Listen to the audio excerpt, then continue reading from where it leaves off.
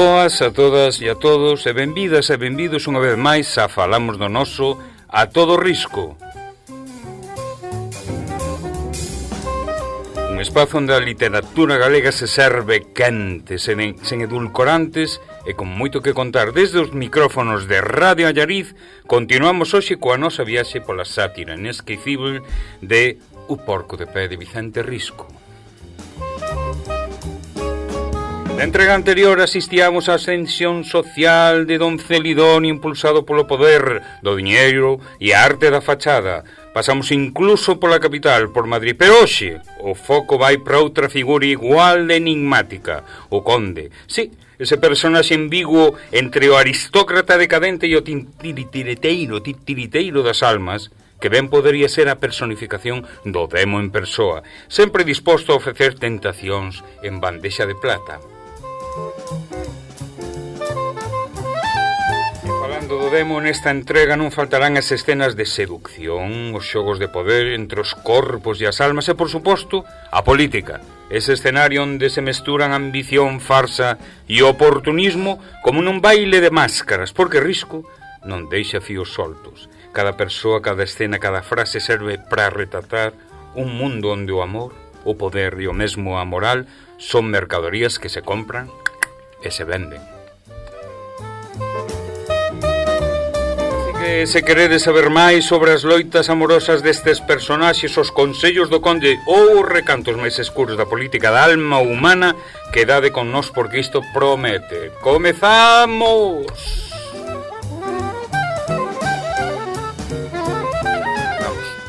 Esa é o inicio da nosa entrega, que xa, bueno, é a cuarta do porco de pé, non sei. E igual nin acabamos. E nin acabamos, ou seja, esta é a previsión de que toda a sustancia está aquí, todo o miolo, se xa era moi boa tarde, boa noite, bo día. Boa tarde. Xeles, que tal, como vamos? Moi ben, riscando a vida con Risco. Ah, con Risco, perfecto.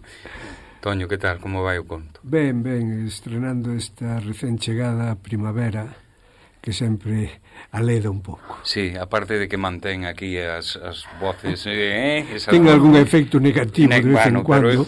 Pero eso dalle outra entidade, non é?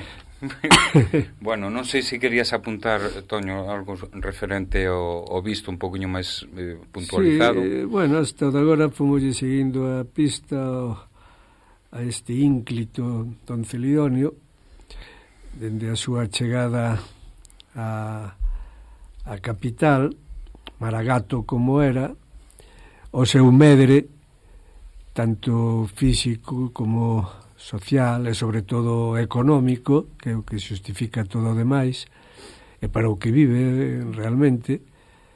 Vimos como se convertía nunha forza viva, non? Eso era moi importante, ter a categoría de forza viva, pasear polo centro da cidade, saludar aos magistrados e a alta sociedade, eso lle daba un rango enorme, non? E como tal forza viva, pois vímolo formar parte dunha expedición electa e selecta, esa comisión famosa, non? Que se traslada a Madrid para tramitar o asunto dunha subvención que ao final como tal subvención non funciona moi ben, pero a estancia en Madrid foi proveitosa, non? Tivo de todo. Se lle seguimos a pista estes días que pasaron en Madrid, que a dirección do enxeñeiro da Diputación, e ali coñece o conde. El e o seu fillo serán personaxes importantes.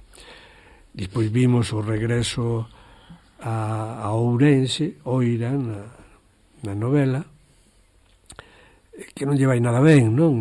Contrae todo tipo de males,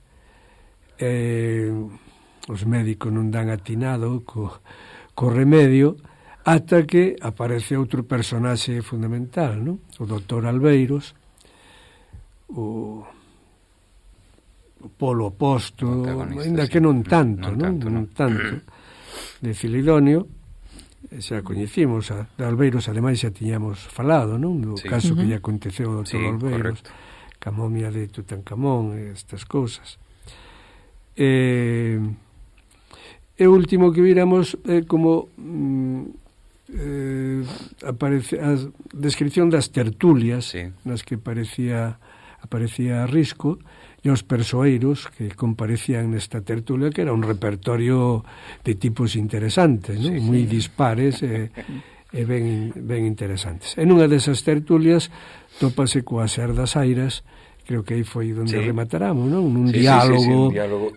toma daca, Sí, toma daca, entre os dous, non? O vello e o novo, sí, con unha cousa moi viva, que creo que foi onde acabaramos. Correcto, propio do deporte do tenis que practicaba concretamente a Ser das Airas, non? E as fillas sí, de as fillas, sí. Por lo menos unha das fillas, Sí, que por certo Xavier retrata estupendamente, Sí, certo. porque era puro esnovismo, non? Sí. A rapaza non tiña cualidades ningunha para xogar ao tenis, pero había que xogar ao tenis porque é o que estaba de moda, Que estaba de moda. daquela, non?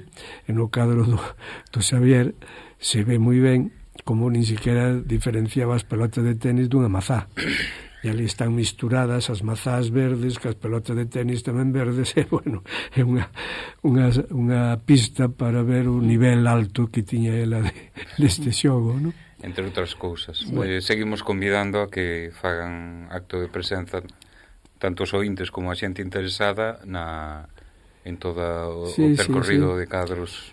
Sí, de feito, bueno, por facer unha referencia breve, non sei se ven moito caso ou non, pero estamos nun proxecto xa moi avanzado de crear dentro da Fundación un centro museístico, unha colección museográfica, que como se vai chamar, xa ten o primeiro visto bo da Consellería. Ben. Agardamos que agora hai que presentar toda a documentación formal, solicitude, todo isto, e que podamos empezar a levála á práctica, non? Eso vai levar consigo unha remodelación da casa e facer que a obra que temos ali, unha boa parte dela arquivada, porque non hai espacio para tanta obra, pois que sexa máis visible, que se podan ir facendo exposicións xa específicas de fondo. Vamos a empezar ca de Virxilio, que se cumpre agora o 100 aniversario. Cumpriuse hai uns días o 100 aniversario do seu nacemento. De seguir vivo cumpriría agora 100 anos, non? Como temos moito material de Virxilio na Fundación, puximos montar unha exposición específica, un pouco de centro museístico vai por aí, non? Mover os fondos, darlle saída, facelos máis coñecidos. Faremos outra despois de Castelao, neste mesmo ano, por o do 75 aniversario tamén de Castelao. Bueno, pero o que iba, a exposición do Porco de Pé vai seguir mantendo espacio propio, non? Eu creo que tal como está montada funciona ben, e a xente que leu ou incluso que non leu o Porco de Pé, sí, claro, pois sigue ben. Bueno, ben, isto era o que quería. Podo fazer a pregunta, cando falas claro. de Virxilio, falas de Viete, do...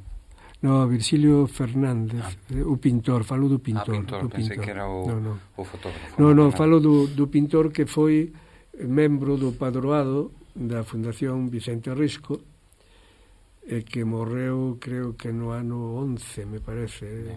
Cito así, sin moita seguridade, pero creo que morreu no ano... Eu o coñecín, como membro da Fundación. Era unha persona encantadora. Formaba parte dos Artistiñas, sí. Dese grupo de 6, pois hai máis que se movían na contorna, pero que Risco bautizou, que acudían ao Tucho, ao Voltaire, sí. Era un dos máis destacados. Tuvo un problema importante, que afectou tamén a Fundación, que viaxaba moito. Estuvo, incluso, non só de viaxe, sino traballando. Estuvo en Italia, estuvo en Milán, depois estuvo en Alemania, estuvo en moitos, por eso a Fundación, eu recordo de velo en algún padroado, en algunha reunión do padroado, pero non viña moito por eso, porque era unha persona que viaxaba moito. A Diputación de Ourense adicoulle xa unha exposición, non sei se ainda sigue montada, pero inaugurouse, haberá un mes ou unha cousa así, e nós estamos nelo, a ver se hai cada mes que ven, ou pois tamén cos fondos propios da Fundación. Moi interesante. Moi ben, aquí non damos puntadas en fío. Se non sai por un lado, sai por outro, pero a arte e a cultura... Lembrade que un dos obxectivos do programa era tamén levar un pouco a actualidade. Xa constatamos que hai un problema, non? Sí. Por razóns obvias de disponibilidade, claro, de tempo e tal, non podemos ter unha cronoloxía fixa para o programa. Entón esta función de actualidade, de dar a coñecer as novas e tal, faise na medida que se pode facer e tendo en conta estas limitacións, non? Pero bueno, é unha mágoa, pero é así. Cando se poda, pois porque nós temos que ir co Conde, non? Temos que ir co Conde e ademais temos que ir a casa de don Celidonio. O Conde que Celidonio coñecera en Madrid, sí, e que agora devolve a visita, non? E ven a casa de don Celidonio. Imos ver como conta Risco no Porco de Pé. E aínda pasaron máis cousas. Veu o Conde e foi para a casa de don Celidonio, nada menos que o Conde. Daquela, a casa de don Celidonio estaba moi ben posta e alaxada. Xa daquela. Tiña un comedor estilo español, herméticamente pechado, onde non entraban máis que a Nicasio e as fillas, pondo antes de entrar unhas pantuflas de feltro e andando moi agostiño para non lixar a cera do piso, que estaba como un espello onde se podían ver as caras e podíase comer nel mellor que nos pratos. Aínda volveu o Conde e trouxo a señora, e pararon outra vez cas de don Celidonio, e a Nicasio e as fillas andaron coa condesa pola rúa, a pé e en coche, as tendas e as visitas. Daqueles días data unha mellora importante na casa de don Celidonio, o cuarto de baño. E ata aquí que podería seguir, pero... Sí.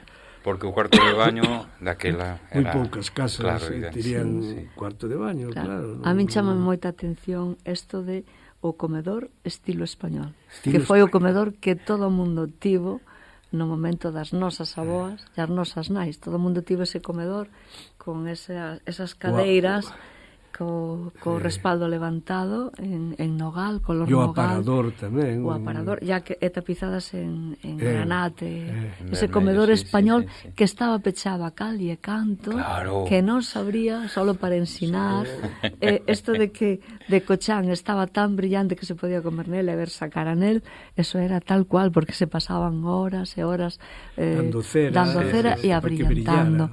E chámame moito a atención porque isto dame un valor máis para a novela de Risco, que é o enlace que ten Risco co momento do momento histórico, no momento de costume real, é dicir, un comedor español onde non o houbo. Todas as casas teñen este comedor español. E as que non o tiñan aspiraban a telo. Aspiraban a telo, exactamente. Era o non vai máis, era a última moda ter un comedor español. Pero máis este término, comedor español, que eu penso que moita xente non sabe que ese é o nome deses comedores que tivo todo o mundo nas casas das avós e das nais. Digo das nais, as nosas nais que somos maiores, non a nai de Xavier, seguramente. Eu creo que isto era maior tamén. Creo ademais que non é casualidade, non? Hai que ter en conta que estamos na época galeguista e nacionalista de Risco, non?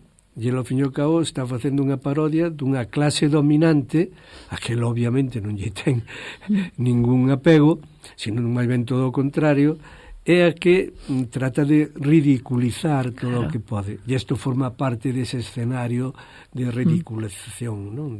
Sí, na novela de Risco sí ten ese sentido de ridiculizar. Claro. Na realidade, os comedores españoles que había era por imitación. Era algo como grande, o sea, de prosperidade, si calquer casa podía chegar a ter o comedorciño car 6 sillas, non as 12, porque as 12 xa non se Sí, chegaba, era por moito 6 espacio. silliñas.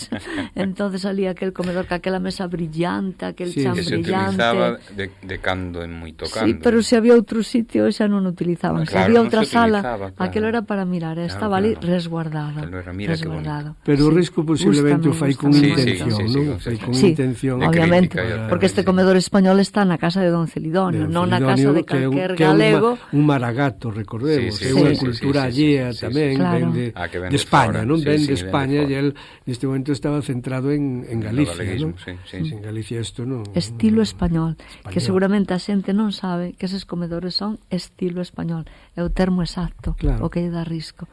Claro, porque Así. seguramente era moi semellante os que había aquí cos que podía haber en Andalucía ou en Extremadura ou en outros sitios. Claro. Eu era un pouco desafeta a esta novela, ata que empecé a ler así Sí. un pouquiño máis de cerca, e cando empecé a ver todos os enlaces que a novela tiña con nós, co mundo, con Galicia, co momento artístico da vanguardia e todo iso, digo, caramba, este é un tesouro, encerra Ai, logo. moitas cousas, Ai, logo. non é tan superficial, polo No, tanto por merece a favor, pena no, que claro. nos deteñamos para ir abrillantando ese tesouro, e que a xente vexa ese tesouro. Hoy que ben ha caído como o piso de cera do Claro, salón, exactamente. de estilo español. Claro, Que é que temos que vernos nesta novela. Aí E estamos. vémonos nesta novela porque Risco enlazaba perfectamente co que era o mundo galego, tanto imitase ou non o mundo español. Neste caso, claro, un que aspira a ser de todo un político que lle ven o conde a casa, que máis podía ter que un comedor español? Pois un comedor A español. visita do conde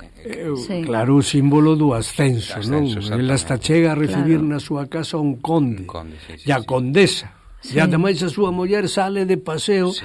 ca condesa e máis as fillas que van tamén para que as vexan, Sí, non? sí, sí, sí, Van sí, a sí. pé en coche. ese escaparate móvil, non? Claro, Ese de mira claro. que vai, Claro, mira que claro. É o reflexo do seu ascenso, Sí, non? Exactamente. suposto, O sí. comedor Ah, español. ahora xa non só los- Yo paseo por ca condesa, Claro. car fillas da condesa e a filla dela. Ahora Sí, xa non só saludo ao magistrado que No, atopa, claro. como di noutros capítulos É e certo. tal, senón que ademais faise ver acompañado xa de conde, Non non? me digades que non vedes esa Galicia Hombre, Sí, claro. sí. de condes, condesas Sí. e políticos aproveitados. Sí, Está moi sí, ben. estamos nesa. Sí, sí.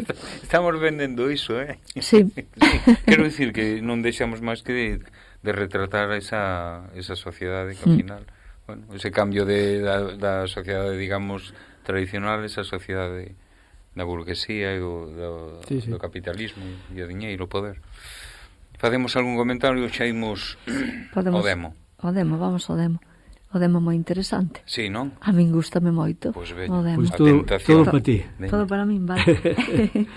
Un día chegou o demo de visita cas do doutor Albeiros. Viña tal e como ele, espido e peludo, con cornos e rabo, con pezuña fendida nos pés e poutas nas mans, con cara de cuello e cheirando a xofre, e quizáis unha amiga a corno queimado e sola de zapatilla, e aínda coa forquita de dúas gallas e co cu recachado, beixado das bruxas, que lle deixan nel todos os días, especialmente o de San Silvestre, o cuspe e as babas dos bicos sin dentes, cansos de rezaren polo día nas igrexas e sedentos da seda do seu xubileo, que soamente se acalma cor beixos que xa só o cu do demo recibe con paciencia o tempo que lles dá alento e vida. Era o demo verdadeiro das clavículas e dos grimorios, do circo gocio, das evocacións negras e dos pautos sinalados con sangue nubrados, co selo pendente das bulas satánicas de Bodin e de Martín del Río, o das misas negras onde se escuartiza un neno non bautizado sobre o corpo en coiro dunha muller e se lle comen os fígados aínda quentes. E ademais chanfaina, e dos aquelarres onde se reparten as moscas. Era o demo negro, mouro, louro, inmundo, cachondo, torto, retorto, manicho, barbado. Wow. E ainda máis, pero esta descripción está moi ben. Ainda máis, non? Quedou cortada. Por que non a puxeches toda? Ai Deus, Ai Deus non, é que é o prazer de ler o que escribe Risco. Pero xa queda ben retratado o demo. Sí, pero é un rasgo de estilo de Risco, logo habería que sinalalo un día e outro día. Entonces cantar máis enumeracións para describir moito mellor. Si son as súas enumeracións. Hai que mirar un pouco o vocabulario que utiliza, porque a veces xa nos ten pasado en algunha outra ocasión, utiliza palabras que non son moi habituais en función do contexto. Tiña nota de que o de as poutas, pois son as garras, non? Sí, garras, como as gadoupas. Garras. Sí. E despois, a veces... As poutas nas maus serían como uñas longas, tipo como, garra de animal, non? Como garras de animal, sí. E despois, a veces introduce algúns elementos de erudición, que, bueno, o dos grimorios, por exemplo, no último parágrafo hai varias que sería eso dos grimorios, Antonio? É un libro de fórmulas máxicas. De fórmulas máxicas. Sí, entón é como aparece descrito o demo neses libros que se chama así os grimorios, non? Pois é importante, porque isto indica que Risco tamén se, aparte de Claro, a maxia foi un tema que ele tratou moito, non? Sí. O tratou, amigo tratou a... Isto do circo gocio, que é tamén? Sí, é tamén unha especie de secta ou algo así, que facían como unhas representacións, unha especie de circo, tamén relacionado con prácticas do demo, non? Ou ligadas ao demo. E tamén este personaxe que se cita aquí, este tal Bodin, que era un filósofo francés do século XVI, que defende a soberanía, pero a soberanía non a soberanía popular, na fase previa, non a soberanía absoluta, sino simplemente a soberanía. Despois viría un paso máis nese ascenso de concentración do poder nas maus do rei. Pasamos das monarquías medievais, no que o rei era un noble máis, elexido e amparado polos demais nobles, as monarquías autoritarias, e o seguinte paso, nesa na que está este tal Bodin, no século XVI, e o seguinte paso xa sería as monarquías absolutas de orixe divino, que ainda é un paso máis, non? Claro. Non só se defende que o rei ten e debe ter todo o poder, senón que eso é así, e debe ser así, porque o rei é un electo de Deus. Electo de Deus. O sea, que é máis monarquía aínda que a monarquía hereditaria. Eso é máis, porque é Deus o que elixe. Que non lle ven de familia, non lle ven... Non, é Deus o que elixe. E, polo tanto, sendo así, debe ter un poder absoluto, porque é un electo de Deus, e, polo tanto, lle corresponde ter... Se se equivoca, é Deus o que se equivocou por elixir o mal, non? Pero o rei nunca se equivoca por definición. Infalible. Estamos falando da monarquía absoluta de orixe divina, non? Bueno... Non ten unha certa vinculación coa figura do papado tamén, coa historia desa infalibilidade. Sí, bueno, claro, a infalibilidade do Papa, o Papa, ao fin e ao cabo, ven sendo tamén o representante de Deus na Terra, pero en un contexto religioso, mentras que o outro sería en un contexto cívico, político, social. Correcto. Estas citas dan un toque moi culto á novela, porque hai que ter estas referencias para entender ben todo isto.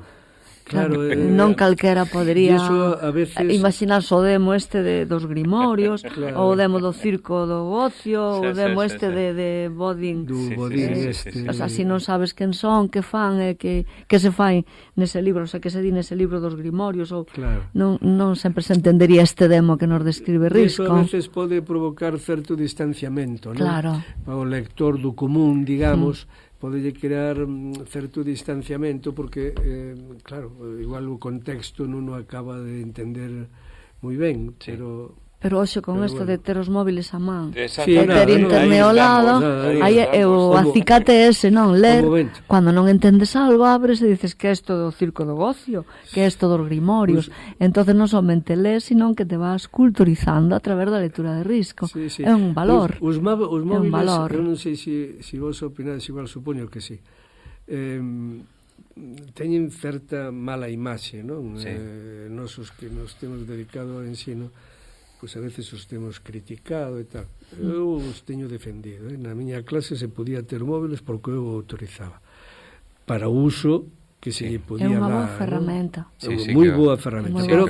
Pero en conxunto que distraen moito, que crean adicción, que tal e tal. Pero hai unha cuestión que vos seguro que experimentastes igual que a min. Cando nós éramos pequenos, había unha gran distinción, unha especie de privilexio que tiñan moi poucos, que era o de ter unha boa biblioteca na casa. Claro. Sobre todo ter enciclopedias, uns bons diccionarios, uns tal. E os que non tiñamos na casa eso sempre íbamos un pouco a remolque, non? Porque non había maneira. O móvil agora igualou a todo o mundo. Democratizou moitísimo o acceso á información. Os estudantes de arte, bueno, eu estudiei pouco arte, estudiei un curso ou dous solamente, pero éramos materia de filas na biblioteca para coller o Suma Artes, que era o non vai máis na época, para poder ver a filmina, bueno, que che iba a tocar no exame. Ao final, na medida que podías, eu teño na casa varios tomos do Suma Artes para poder evitar... No, curso acabei mercando, mercando ti, pero eu non consegui mercar. Claro, sobre todo... Porque eran varios tomos, sí. Sí, eran moitísimos tomos. Debían ser uns 15 ou 20, ou máis, eran uns libros grandes, ademais. O sea, cando estudiábamos, eu tuve dos cursos de arte dentro da filoloxía que estudei, entonces cando tiña que buscar algo, tiña que facer cola para chegar aos Sumartes. Coñecer todas as bibliotecas da cidade, ir cedo para reservar, senón xa non podías. Era unha historia. A xente que tiña na súa casa boas coleccións e tal, tiña unha grande ventaxa. E agora, sobre todo... E agora, isto, claro, cualquier información que teñas, eu diste Bodén, pois non sabía nada. Nun momentiño te informas e xa está, non? Eso foi un gran avance, non? Pero tamén, como sempre, o que dice, unha ferramenta se o uso é correcto, evidentemente non é o máis estimulante para o alumnado adolescente que ve no seu móvil outro tipo de historias, como... O ven como fonte de información, pero doutro tipo de cuestión, rara vez para este tipo de historia, pero para que vexas, incluso para isto, simplemente polo que acabas de dicir, eu estaba buscando agora mesmo Martín del Río, e claro, sabe un concello, por iso, claro, é un concello, pero estou buscando se hai algunha referencia, non vexo. Claro, isto das misas negras e todo isto é unha cousa terrible, non? Pero isto forma parte da historia, isto existiu, isto existiu, é moi macabro. Misas satánicas, donde se descuartizaba a un neno non bautizado sobre o corpo en coiros dunha muller. E lle comían os fígados e outras cousas. Os fígados e outras cousas. Que plástico, quero dicir. E ademais chanfaina. É increíble. Sí. E eso existiu. Eso existiu, sí. Pero que o conta así con esta historia, cando as censuras antes atacaban enseguida calquera referencia que pudiera ser máis ou menos escatolóxica, e aquí aparece. Risco tivo contacto con organizacións, con grupos que participaban de ritos co ocultismo. Sí, claro, é ocultismo. Por eso era amigo de Pessoa, me parece. Foi amigo de Pessoa. Foi moi amigo de Pessoa. E acudiu a Lisboa. En Lisboa hai un... Claro. Incluso hoxe hai un recorrido de Lisboa a través do ocultismo. Sí. Pero, pois aí tivo, non sabemos cuál, porque nos publicamos na Fundación hai uns anos as cartas, a correspondencia de Risco e Pessoa. Sí, Delfín Caseiro foi o que estudiou, preparou a edición, fixo unha introducción, ademais estupenda. Pero quedan varios enigmas. Pero tendes ese material disponible para consultar as cartas de Risco e Pessoa? Está publicado. Sí. Podémolo consultar. Claro, sí. Interesante, logo, non? Xa falaches, porque vas falar da teoría de por que non se... Claro, é que tendo tanta amizade, de feito se carteaban cando Risco tuvo fillos, pois Pessoa o felicita e tal. E de repente Catapum. córtase totalmente a relación. Despois dunha viaxe que fai Risco a Lisboa, córtase totalmente a relación. Pois nin o propio Delfín Caseiro, que das persoas que o coñece a que máis sabe, sin duda alguna desto, pois deu atopado unha explicación. Se poden plantexar varias hipóteses, pero bueno, xa nos mencionaste sí, acordo perfectamente. Pero vaya, foi unha cousa imprevisible, non? Sí. Que a amizade que había entre eles de repente que se cortara así bruscamente, non? Eu quería determe, ainda que sei que tendes presa, quería determe... Parece que imos sair a fume de carrozo. A mí gustame moitísimo isto de que o demo está co cu recachado, encántame esta palabra. Sí, porque eso é... Cu recachado e cu recachado subido, en pompa, sí. Aí arriba. Claro, un cu bicado polas bruxas. E gústame moito isto, porque tamén supoño que as meigas estas bicarían o cu do demo cando encontraban. Babeaban moito. E babeaban moito. Fixade, o sea, que nos dá a entender das bruxas? É dicir, bicos babosos, sin dentes, claro. O sea, babosos sin dentes, sí, bicando o cu do demo, e que andaban os bicos estes os sin dentes, andaban xa cansos de rezaren por as igrexas, sedentas dun xubileo que que solamente o calmaban bicando o cu do demo. É que isto é increíble, o xubileo cálmase. É dicir, esa fe tan grande destas meigas que andan rezando por as iglesias solamente ten como ese paraíso final bicar o cu do demo, non chegar e abrazar un santo ou algo así, non. Exactamente, a traslación do demo. E quedanse sin dentes. Fixadevos que o demo, ou as bruxas, poñenos moi mal as mulleres maiores. En moitos casos aparecen desdentadas. Exactamente. Basta ver na obra de Goya, non? Larre, pois as bruxas aparecen desdentadas. Debe ser de tanto bicario co demo. Pero podemos facer unha cabriola e saltar a actualidade máis actual. Vaya redundancia, perfecto. Está moi ben. Porque certo personaxe que estes días ocupa tantas páxinas nos xornais e tal, pois tamén se van a gloria de que determinados personaxes pois lle van a bicar o cu, non? Sí, señor. Eu sinto moito, pero antes de bicar o cu ao Trump, prefiero bicar o cu ao demo. Sinto moito, porque non me codemo. Haberá máis criterio de bicar o demo. Pois seguro, porque é unha auténtica aberración. Que o diga, ¿no? Pero chegas ata ese punto. A ese nivel chegamos, a ese nivel estamos chegando. Porque o demo nunca dixo que as bruxas lle bicaban o cu, simplemente é o escritor Risco que dice, o sea, que o demo non se van a prácticas evidentemente de aquelarre, serían prácticas satánicas. Pois este individuo non só prevarica abertamente, porque sin escrúpulos. Xa me diredes que se non é prevaricar, avisar os seus amigos máis achegados que levaban semanas perdendo moitísimo diñeiro, que se estaban indo encima, avisalos previamente a última declaración que fai de que se iba a interrumpir isto, que iba tal, e que aproveitaran para invertir en bolsa, porque isto antes de sacar o novo decreto, non? Iba a facer que a bolsa, e hubo quen da noite pa mañá ganou moitísimo diñeiro. Que sí. Pois eso en Estados Unidos ao parecer non é prevaricación. En cualquier país mínimamente democrático o que fai eso acabaría na cadea. Sí. Porque hai tamén unha comisión nacional de mercado de valores e demais. É un caso de libro, de delito flagrante, non? Xa, ir en contra dos poderes, como a xustiza... Bueno, porque il nombra os propios, aparte dos propios suíces. Outra cousa bastante nova. Onde está entón a división de poderes se o presidente nomea a parte dos tribunales de xusticia? Ou ten capacidade o seu partido para nomear a unha parte dos tribunales de xusticia? Pero que Estados Unidos saltou da órbita democrática. Xa non está, claro, xa non xira na democracia, está xirando noutra. Eso da democracia é outra cousa. Xa saiu da órbita democrática, xa non é un país democrático. Dan por suposto que eso forma parte do pasado, que eso da democracia é outro tempo. Claro que a nova ideoloxía que intentan moitos transmitir, que a democracia é un sistema vello, e que hai que buscar un sistema novo. En fin. Aí hai un pequeno problema, xa sabedes o que dicía Churchill, creo que era, ¿no? Que é o peor sistema político de todos, a excepción de todos os demais. Claro, exacto. Aí está. Cando se criticaba as feblezas do sistema democrático, sí, eso é así, sí, pero é o peor. pero se exceptuamos todos os demais que aínda son peores. Son peores, claro, sí, pero... E volvendo aquí, a esto do libro. E volvendo aquí. Dúas cousiñas. Unha, así moi tal.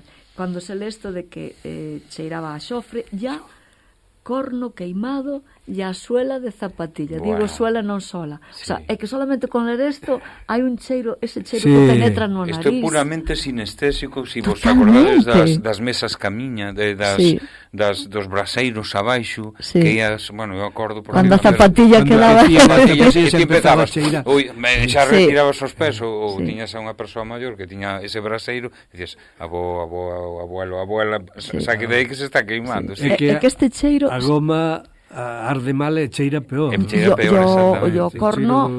O corno cheira fatal. Teñen un cheiro así acre, unha cousa así, que sube polo nariz, repugna, pero estáse cheirando, nada máis ler isto, eu cheiraba. Eu demo por encima. Carai, sinestesia pura. Claro, o demo por riba así por levar cornos, entón... encima. Claro, un cabuxo. O da zapatilla será o das meigas cando está, o das brusas cando están na camilla, na mesa camilla.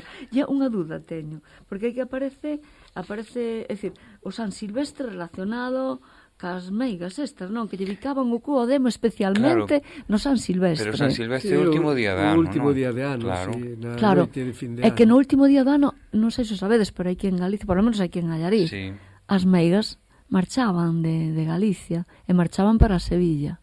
E iban nunha tella. Nunha tella. Eu en Roimelo, decían os nosos avós, e a mañanciña despois de fin de ano, o día 1 de xaneiro, subíamos arriba o un montiño que hai ali en Roimelo, é onde se ven ben os tellados, a ver como andaban as tellas, porque decían que as meigas rebulían na noite de fin de ano nas tellas para coller unha tella cada meiga e marchar para Sevilla. Claro, era certo que as tellas sí que se removían porque solía haber moitos vendavales e temporais no Nadal, entonces as tellas claro que se removían, claro, pero a lenda e a historia é que marchaban as bruxas para Sevilla. E eu de nena, que tampouco son tan maior, bueno, son pero non, de nena subía a mirar con moito aquel a ver, a miña avó a veces subía conmigo tamén, enganábame, claro, evidentemente. Xa me levaba. Claro. E a miña casa era ao ras do monte, entonces hasta podíamos subir ao tellado desde o monte. Entonces mirábamos as tellas con moito detenimento. Mira aquela, ali moveu, salía un duba meiga. Esta historia é o asunto de San Silvestre.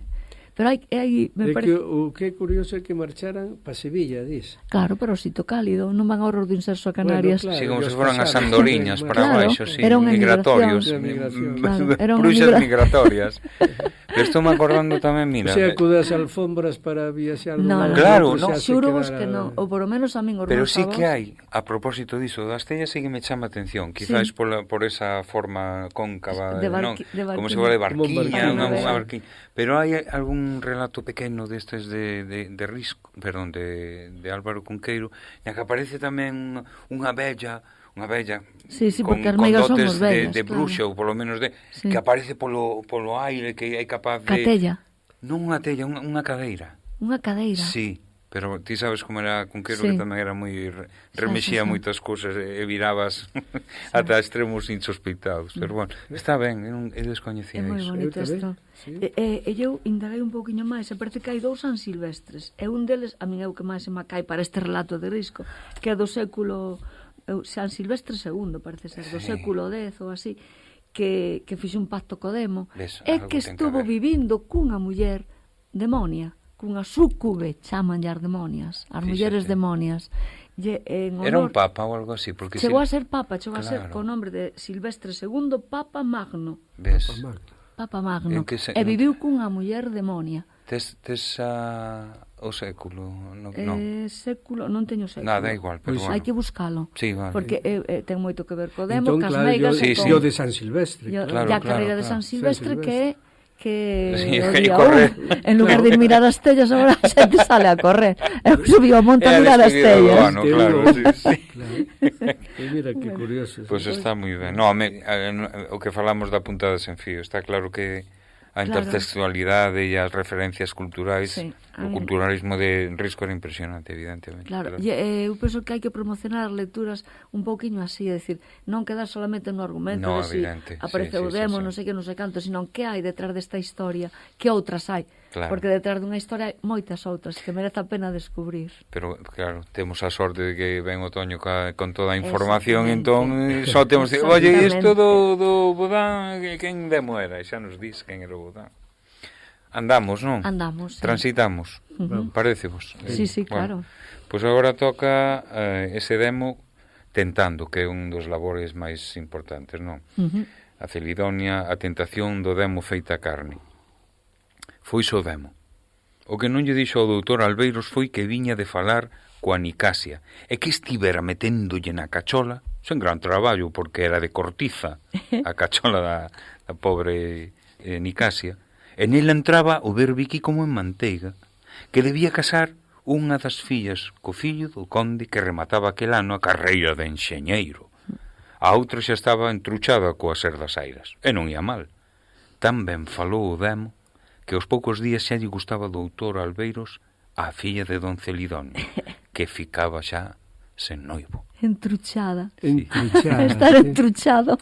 O sea, Sí. Hoxe se dice de outra maneira, Sí, pero non me digades que non sería bo volver Home, volver por ao de favor. antes. Estou Sí, entruchada sí. con Digo, con alguén, verdade non? que é unha maravilla. Atraer Sí, con engano, exactamente. ¿no? Con malas Sí, artes. sí, sí, sí, sí, sí. Entruchar, Pero entón estaba é preciosa a expresión, é preciosa. Atraía. E moitas mulleres están entruchadas, Bueno, bueno, homes tamén, claro, pero Sí, homes entruchanse tamén mutuamente. Sí, pero volve a ser outra desas palabras que non é No. do vocabulario común, non? No. Da xente do común.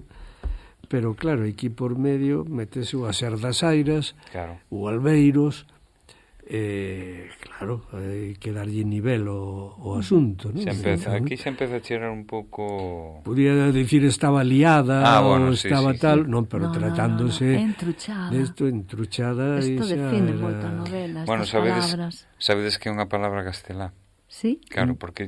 Entruchar. Sí, algo que se fai con confabulación de algúns, con engano e con Pero malicia. igual non Con ten, engano, que con dicías. engano. igual non sí. ten traducción ao galego e ten que É ser, que non pode decir entroitada. Claro, é que aí Porque non sei creo se que ven teña de nada que tú. ver ca troita. Cada vez que hai un Pode CH... ter que ver, Sí. no sentido de utilizar a troita en Claro, Galicia Engánase para sí, pescar. enganala, sí, para é certo, enganar, é ¿no? certo. Para enganar. Pero claro, por eso Entroitada é feo. cheira a, claro. Eu non Entroita. coñezo esa palabra, pero entruchada sí que... Habría que mirar, Sí. igual ten equivalente Se cadra sí, bueno... en español. Pero inda co teña máis bonita é entruchada, que Sí, sí, moi ben claro, é sonora, unha evidentemente, palabra no, no. sonora, outra é máis seca. E ademais Entroitada é unha palabra seca. Son as palabras que manexaba en eso, sí, sei que hai que exactamente. respetar. Pero bueno, que a Genial. outra filla non lle ia mal. Non. Xa estaba Non coa lle ia Ser das Airas, co fillo cabo aí, xa sabemos coa Ser das Airas, e por moi comunista que era, Sí. viña dunha familia Ben. Sí, sí, non? unha familia ben. Sobre todo o seu avó, que montara unhas empresas, unhas Claro, industrias, que tal, e o seu pai tamén podíase permitir Ter ter un un fillo fillo comunista. que non comunista e que non pegaba pau a auga, non? Pero era algo Sí. que ele se podía permitir. Exactamente. E eses, bueno, xa falamos do cerebro de Ai, sí. Don Celidonio, o cerebro de unto, non? Pero agora aquí ven o cerebro da Nicasia de cortiza. É O cortiza. sea, corcho, Sí, sabes? corcho, Sí, sí. corcho. E todo eso do berbiqui que lle pasa. Fácil de taladrar, Sí, meterlle sí, non ten dentro o que nada. se queira, non? Entra É como fácil. manteiga, sabes? Crea volume, pero non hai nada aí dentro. Nada. Non? É que é tan plástico, Risco. Sí, é moito. tan plástico. É moito. Ademais, a Celidonia, lembrade que xa a coñecemos como era físicamente, non? Sí. Sí. Que inflou como a folda gai. Sí, señor, tamén outra. Sí, non tiña pescozo, enchía, enlazaba directamente a cabeza. Está moi ben o que acabas de dicir tamén, porque ese inflar é un inflar de aire, de nada, non é como, sí, hai volume, pero non hai nada máis. O cadro do Xavier é Sí, é precioso, moi bo, non? moi bo, moi bo. Está a Celidonia e sale Sí, sí. o ronco e a ronqueta Sí, sí.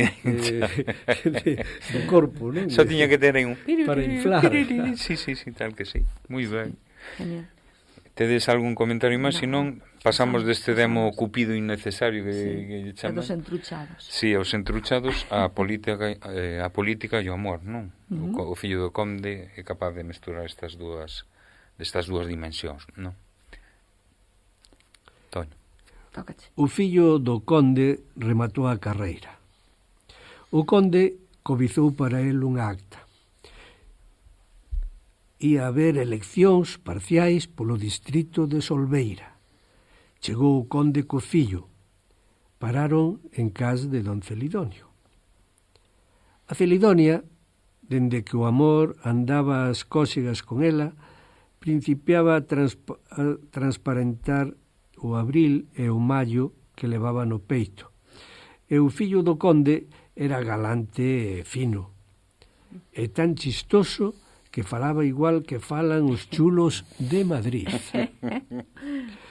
Dona Necasia era toda mel para el, e eu non sei que arte andiañaba lle aprendera o diaño. Que arte endiañada lle aprendera o diaño. Pois o fillo do conde e maila Celidonia, catapús. Que plasticidade co esta onomatopea. Isto como catachán, catachán, A catapús. cousa foi indo máis, catapús. Ves, estamos facendo Catapús. todos isto nas mans. Claro. Catapús. É sumamente plástico. Non me extraña que Xavier pintara tamén No, as Morgan. está moi claro. Que bonito, encanta. Pois aquí está o fillo do conde, que cae enamorado da política, pero tamén da filla de da Celidonia. Da Celidonia. Sí. Da Celidonia pequena. Sí. Claro, aí vai haber un problema. Sí. Aí vai haber un problema, un conflicto de intereses, claro. Amorosos. Que en parte se resolve no seguinte texto, non? Eu creo que este para ti tamén, Toño. Si non lle Sí, importa, non me importa máis que nada. nada porque estiveches facendo referencia 20 veces. Sí. Sí. Pois por aí vai a cuestión. O artigo 29, seguro que todos temos escoitado algunha vez o carallo 29. Aí. Carallo 29, non? Pois isto dá unha pista de onde pode, non é que científicamente este demostrado 100%, Sí. pero posiblemente esa sexa a orixe desta expresión. Un día así. A mañá cedo recibiu o doutor Albeiros unha carta do secretario da Federación Provincial Agraria pidíndolle hora para ir falar con el unha comisión. Viñan pregar ao doutor Albeiros que lle deixase presentar a súa candidatura a deputado a Cortes por Solbeira. Dixo que sí. Así que se foron, chamou para que limpasen a ferruxe da espada de Fernán Soares de Albeiros, xefe dos Irmandiños de Galicia. El, rouboume a moza, mas polo menos o artigo 29 revéntollo. Correcto. E ese é o artigo do que falabas. Pois, sí, posiblemente a expresión veña de aí. De acordo ca Constitución da época, inda que, bueno, xa sabemos que isto sucede na dictadura de Primo de Rivera, e unha das cousas que fixo a dictadura foi anular a Constitución, prescindir da Constitución, non?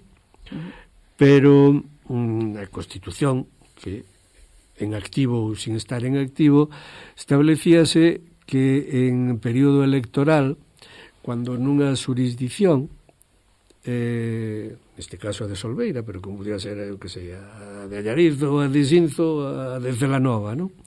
Non había máis que un candidato para un posto, neste caso era de diputado nas Cortes, pois entón non había eleccións, non era necesario votacións, eleccións sí había, pero dábase xa por feito que ise era o que gañaba. Claro, cando Albeiros se dá conta de que a súa noiva está ahora salindo co fillo do conde, bueno, pero isto como é? Entón, claro que me presento eu, e se eu me presento, pois entón ala vai o 29 por carallo, non? Carallo 29. Ese é o significado que ten, non? Outra cousa non podo facer. Ora, o carallo revéntollo. O carallo 29 revéntollo. Ese é o significado da expresión, non? Sí. E iso justifica porque el que en principio non quería participar na política directa, el xa sabemos que era un tipo moi espiritual, moi deslindado das cousas terrenais, pois, sin embargo, non duda cando lle aparecen por ali a facerlle a proposta, ademais lle vai o secretario da Federación Provincial Agraria. Pidinlle falar con el, era para propoñerlle que fora o seu candidato nas próximas eleccións. El que non quería saber desto, sin embargo, non o dubida, non? Dice, sí, contade conmigo. Por suposto. Contade conmigo que non... e ademais, claro, ese recordo que fai os seus antepasados ilustres, non? Total, non? Claro, hai que sacarlle o ferro e a espada que blandera un dos seus antepasados máis ilustres, o tal Fernán Soares de Albeiros, chefe dos Irmandiños de Galicia. Isto era ir para atrás moitos séculos, non? Estamos xa no 20, pois había que ir 5 séculos para atrás. Para... Claro. Como carallo 29, teño aquí no móvil, en Santiago de Compostela hai un pivote que parece un pene e chamanlle o carallo 29 porque coincide xustamente que está nun número 29, creo que da calle Travesa e a outra calle e a outra creo que é San Bieito, cerca da Praza Cervantes.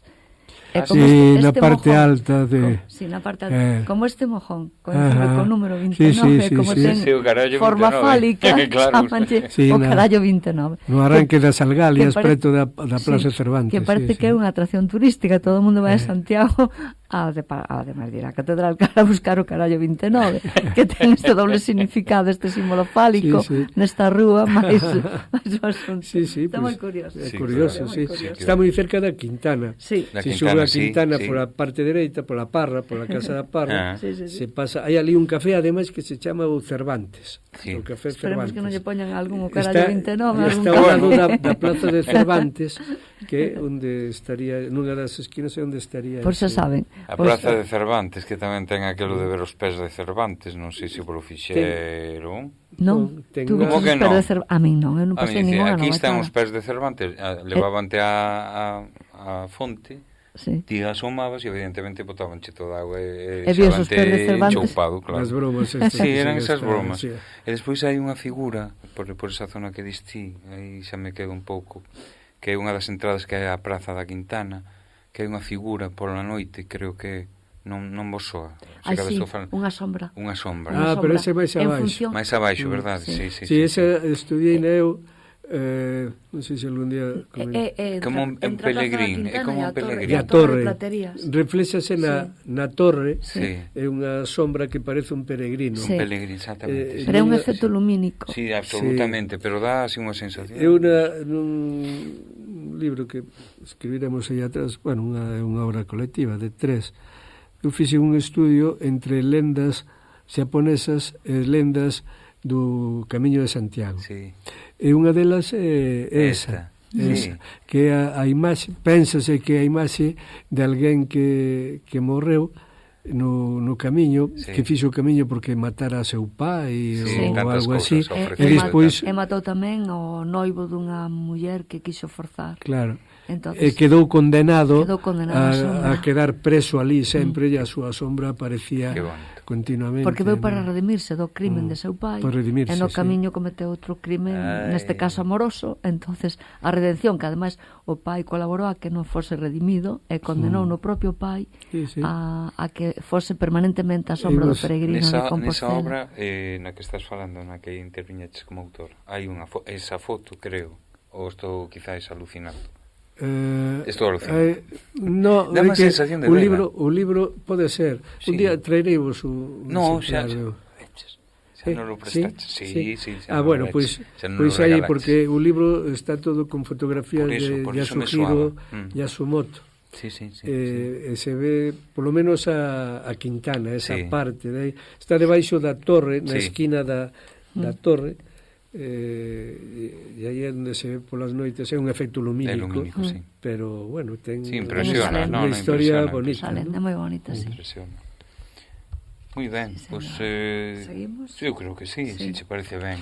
Vale. Quede claro entón a orixe da expresión. Sí, está moi ben. Do No, carallo desde logo que 29. sí, o carallo 29. que é o número Ahora tenemos 29 que da buscar calle a San- do quinto carallo, que tamén está ben, non? Está no quinto carallo. Onde está isto? No quinto carallo. Sí. Estades moi fálicos, vamos No, fale, ui, se che Vamos contara. o doutor chantajes en emoción a don Celidonio. Sí. O doutor Albeiros pasmouse de canto aprender a don Celidonio do trato cos personaxes de altura. De súpeto, o demo soproulle unha idea, naturalmente endiañada. Señor don Celidonio, respondeu, trato feito.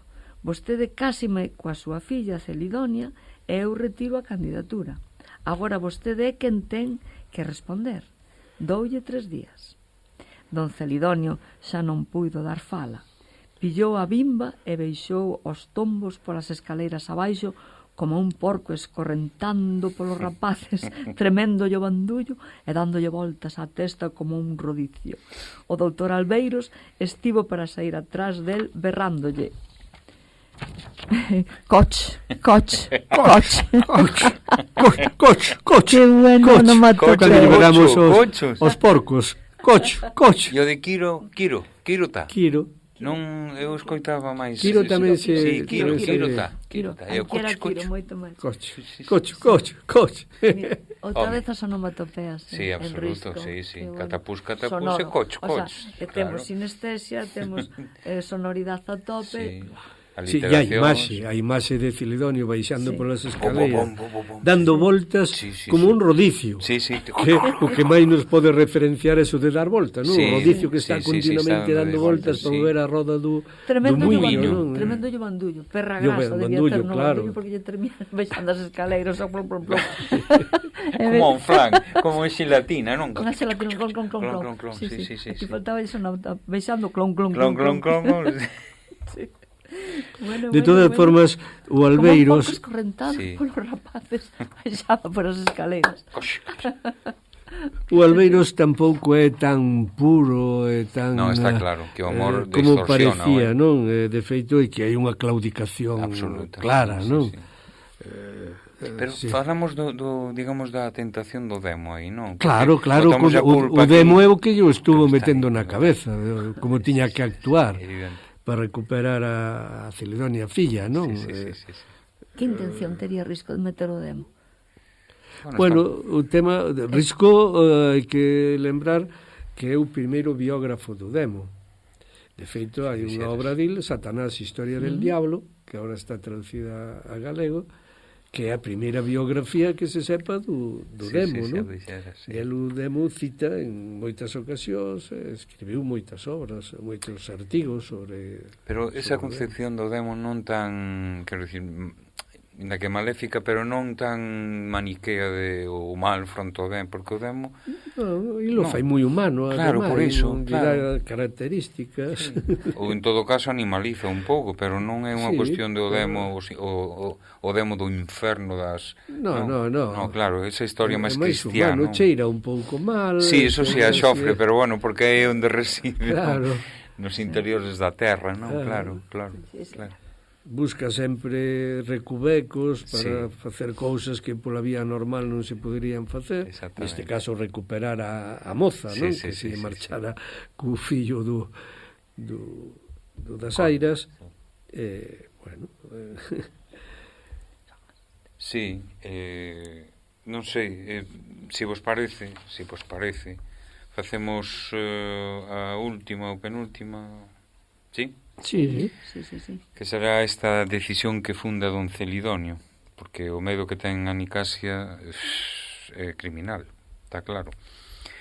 E máis, don Celidonio chegou daquela ao curuto da súa mentalidade, e aquel outrado tan por riba do seu natural, que a súa alma petaba xa nas portas de conxo, suaba, bufaba, tecleabanlle as pernas, batíalle pum, nas tempas ou no carrolo, e cando se lembraba de cando soubese a parenta, pensaba que ia morrer. Ademais, ofrecéraselle coa lingua pequena ao conde para os gastos da elección, fora para que lle agradecera, e non para pagarlle os de certo, claro está. Mais, e se agora co fracaso do artigo 29 se recordaba o conde do seu ofrecemento, ende xa máis se vira o coitado de don Celidonio nun compromiso semellante. Mellor era que o tragara a terra, o que o comiran os lobos ou os cans. O conde pensou o que lle pareceu, mas respondeu moi serio. Non falemos máis, imos a loita. Don Celidonio espertigou pensando nos gastos da elección. Rematou a conversa e don Celidonio calou como un peto con dona Nicasia. O que ten cu... Ten medo. Ten medo. Pues, a Nicasia non lle tiña medo, tiñalle pánico. Pánico, terror, horror. Ver a reacción que podía ter a Nicasia cando se enterara de que igual había que financiar o que era un ofrecemento así, ofrezco, de queda bien, minto, non? Que queda bien, quedou ben, sí. Pero é que agora el xa daba por suposto que aquelo estaba vendido, non se iba a activar. Sí. Pero claro, ahora unha vez que se mete por medio Albeiros e que rebenta o asunto, e pois mira que agora vai haber dúas candidaturas, e igual lle vai facer falta de verdade diñeiro, aí hai que financiar isto, en vaya lío que nos metimos. Sí. Como se entere a Nicasia. Claro, pero hai que ceder a, entre comillas, non, hai que ceder a filla e xa non ir co fillo do conde, agora hai que cederla ao doutor Albeiros, e aí estaba a cuestión tamén. Claro. Porque se ya cedes ao doutor que só Albeiros... tiña 3 días, ademais, para contestar. Claro, o Albeiros tamén non puxo nun apreto. Sí, non é tanto. En 3 días conteste. Sí, aquí veus arriba, pero bueno, son cousas do demo aí, o demo... O demo, claro, o demo estaba por trás. E fala de Conxo, claro, o Conxo, este Conxo é o noso, bueno, o noso Toén, cando falábamos de... Sí. Conxo era moi importante. Sí, pero bueno, o sanatorio psiquiátrico de Conxo, pero... Sí. É curioso, claro, daquela se cadra... Bueno, quer dicir que Risco era da cá porque non falou do... No, porque isto en se cadra, habré que miralo, pero non sei se no 28 ou así... Estaría todo en función. Eso sí que non sei. Ni idea. Pero será un dato para... Non, quero dicir, se non falo de Toán, que lle quedaba máis acá, Conxo... Claro, na zona de Santiago falar de Conxo enseguida. Sí, tú estás para ir a Conxo, e eu dicía, Conxo? Por que a Conxo? E entón explicaba. Sí, porque foi o primeiro sanatorio psiquiátrico que houve en Galicia. De feito, estou lembrando que no Roma Santa, a historia de Manuel Blanco Roma Santa, do Home Lobo, Roma Santa é unha das estrategias que manexa é de que o ingresen nun psiquiátrico diste, non? Sí. Pero il non conocía o de Conxo porque non o podía coñecer. A mediados do século XIX, Conxo aínda non funcionaba. Il conocía o de Valladolid, porque nas súas andainas cara a Santander tiña pasado algunha vez por Valladolid. En Valladolid sí que xa había un psiquiátrico que era o que el coñecía. Foi inaugurado en 1959. Claro. E Roma Santa cometeu os seus crimes e foi xulgado en 1852. O de Conxo? No, il foi xulgado no 52. O Conxo inaugurouse no 59, é dicir, que cando xulgaron a Roma Santa ainda non existía o de Conxo, non? Claro, cada quen isto é as connotacións que levan as palabras, Conxo. Para min é o do banquete de Conxo famoso. Claro, é que queda moi cerca, xusto por trás na Carballeira, baixando pola parte de atrás de Conxo, se chega ao río, en a beira do río onde está a famosa Carballeira esa, donde hubo o famoso xantar de Conxo, non? Que os estudiantes cos traballadores, serviron as mesas dos traballadores, foi un acto moi rompedor na época. Está ben, agora teñen aquilo moi arregladiño, hai un parque moi bonito, un paseo pola beira do río, que se pode chegar hasta Santiago, por ali, está ben, eu teño andado alguna vez por ali, está moi ben. Bueno, pois non sei que queredes, se degustar ou regustar ou esperar para continuar na posteridade inmediata. Que dicides? Pois podemos meterlle un texto máis, non? Pois por min non sei. Bueno, pues podemos un máis. Un máis. Veña. Ben, pois Toño, creo que es ti. Os mítins paralelos de Albeiros e o fillo do conde. Estamos en pre-campaña ou xa en campaña electoral, campaña. E cada un fai a promoción da súa mercancía, non? Suposto. O doutor Albeiros foi para a Solbeira dar un mitin. Acudiron 40 sociedades compactas coas súas bandeiras. Falaron dende unha solaina.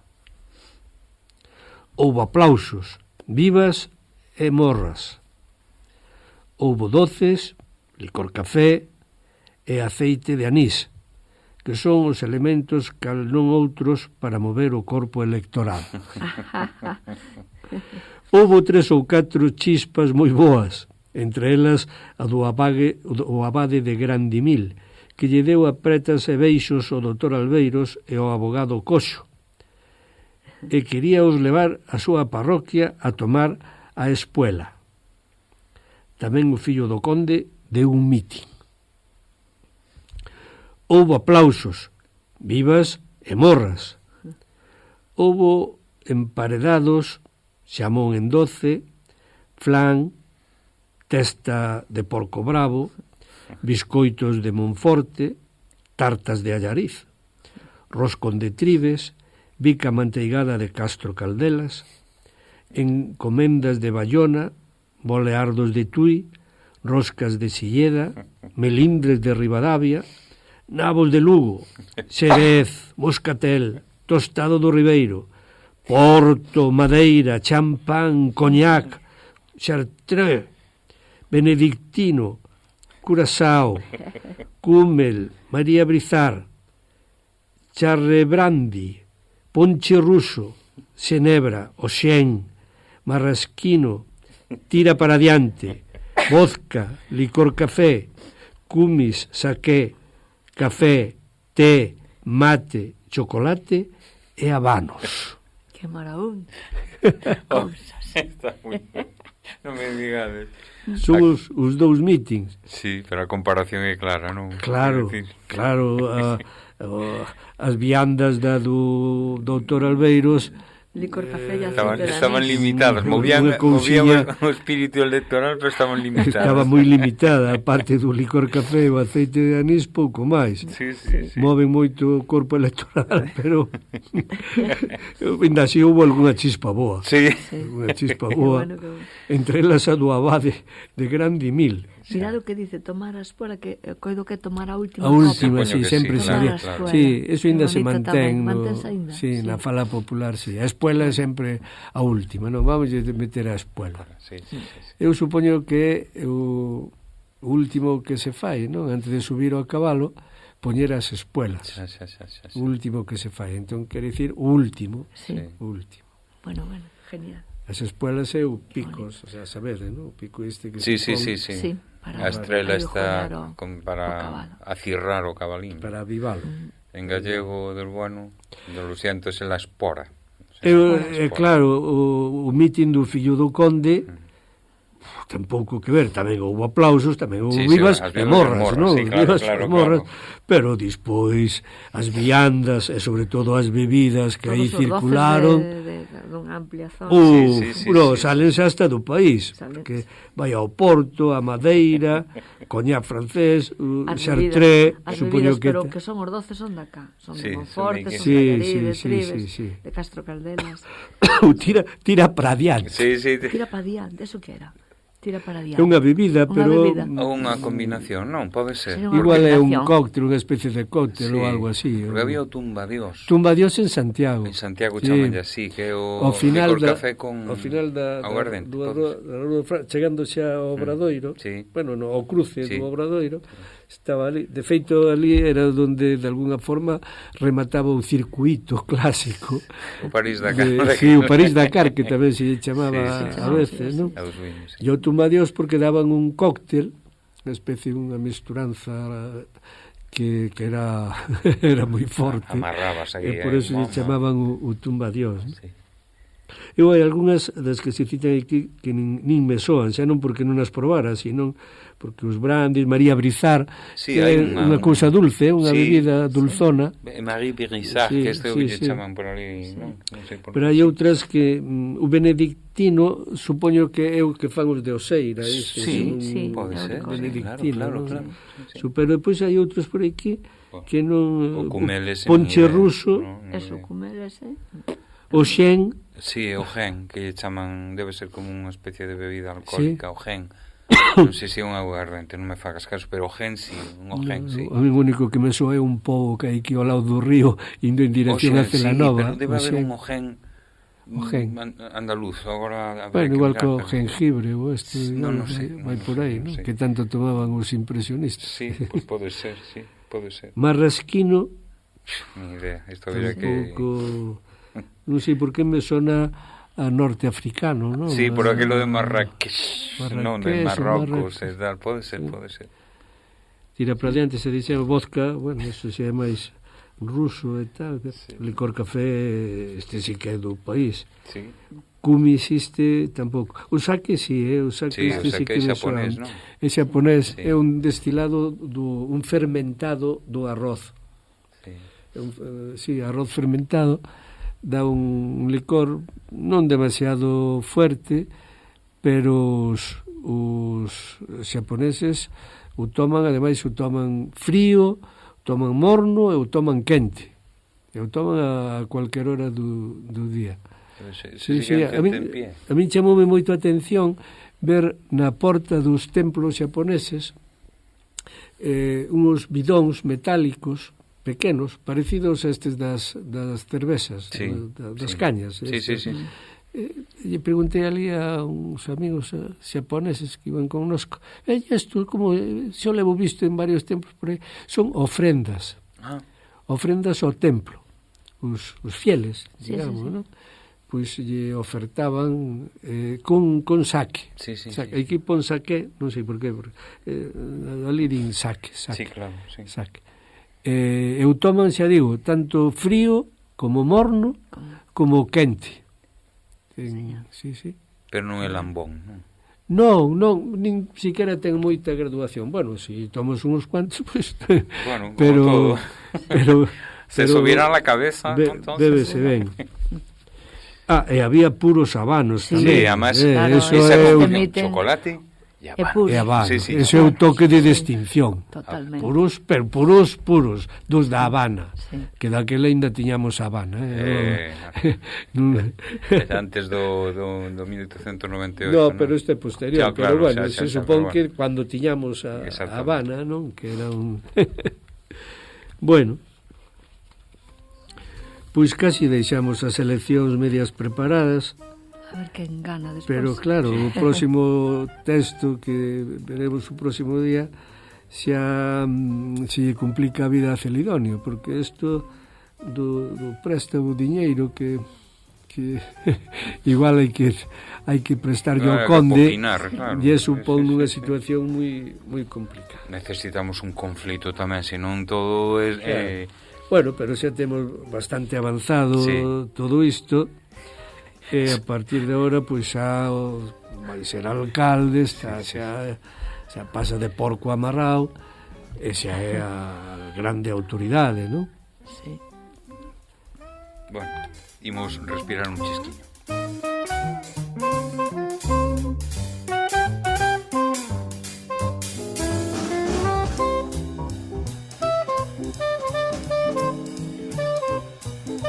Ben, ya está aquí.